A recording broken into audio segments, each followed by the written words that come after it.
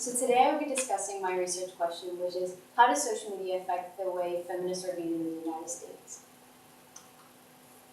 Feminism and feminists were created in the year 1848 with the group of men and women called the Seneca Falls Convention, where they discussed the equality of all sexes.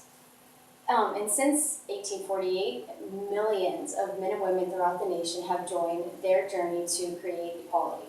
So why is this topic important? One quote sums this up in Source E, where Martin Luther King Jr. states, "Injustice anywhere is a threat to justice everywhere." This shows that although this topic is focusing on the negative aspects of social media and the feminist community, misinformation being spread via media affects all users in their perception on any topic. My claim is, throughout history, from 1848 leading up to today, feminists in the United States are being negatively viewed due to misinformation being spread via media. This picture shows a list of popular comments said by anti-feminists, in which we can see man-haters, extreme, female supremacists, and more, which will be later discussed. So, social media and the spread of misinformation has affected and altered the way the term feminism is viewed. For example, feminism, by definition, means the political, economic, and social equality of all sexes. So with the misinformation being spread, a lot of people see feminism as sameness rather than equality. By looking at feminism as sameness, a lot of opinions are altered and negativity now surrounds the term. In fact, according to Lisa Wade, a PhD and professor at Occidental College, she says that only 26% of people view feminism as a positive term. This shows that a lot of negativity now surrounds the term, and people are bashing feminists, which is my next societal impact of feminists.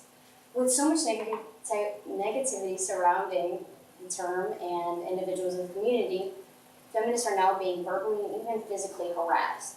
According to Bridget Law, a professional health and science journalist, she states that when she did a survey upon users and asked, "Are you a feminist?" many answered yes, while the rest quickly denied any involvement with the bra-burning, man-hating community.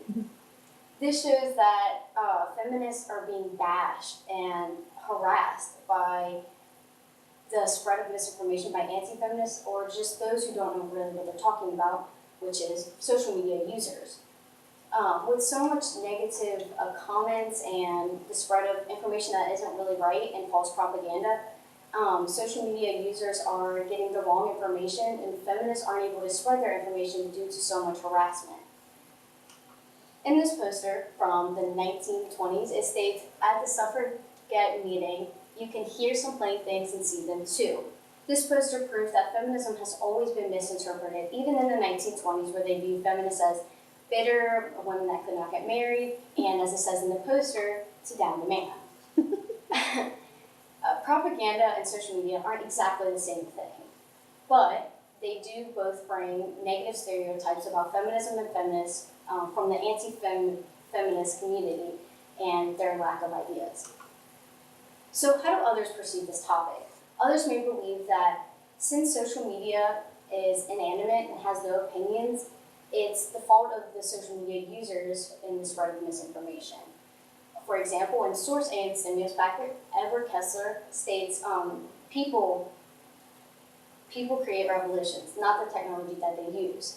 This demonstrates that, again, as I previously mentioned, although social media allows a voice, it has no opinions and can't really say if feminist is good or not. However, social media platforms and employees aren't doing enough to crack down on those who are harassing not just feminists, but other communities and users as well. Others may also believe that although there is negative outcomes of social media, there's a lot of positive outcomes and opportunities for the feminist community. For a more recent example, in 2017, there was the #MeToo movement, which involved the feminist community and other women, and encouraged women to speak up against sexual harassment. This led to thousands of both men and women to not only encourage, but even join the community and their ideologies. Although this is true and amazing for the community, there still is so much negative outcomes that it's overshadowing the positive. For example, as I mentioned, feminism is now being perceived as sameness rather than equality, which completely changes the whole idea and their actions. So what can be done to prevent or even reduce this issue of misinformation being spread?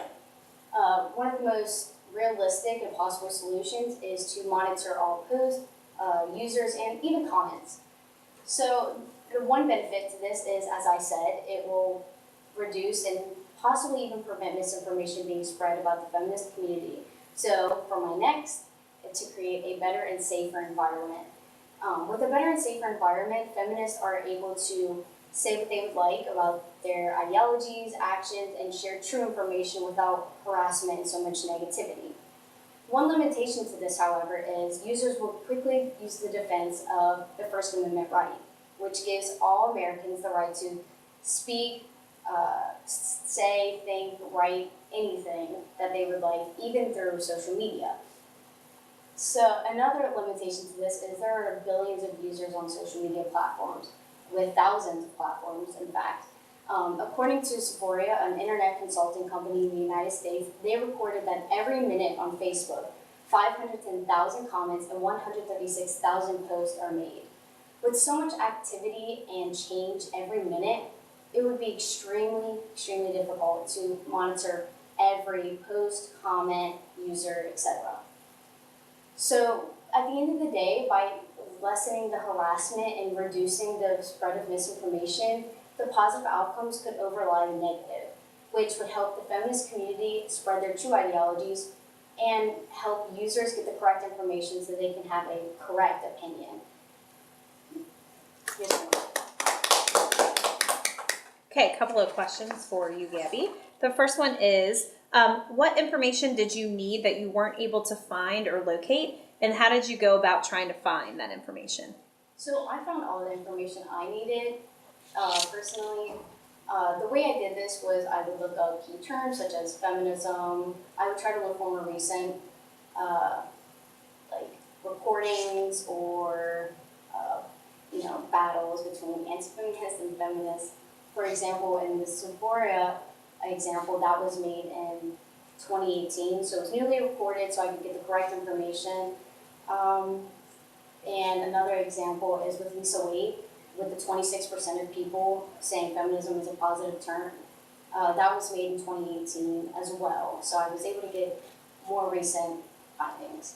Okay, and then your second question is, explain the level of certainty that you have about your conclusion, solution, or recommendation. So my solution isn't 100% certain, like it's not 100% realistic, just due to the fact that, as I said, the limitation, there are billions of users, and it would be extremely difficult, and the only way to do this was to increase employees and increase amount of technological advancements.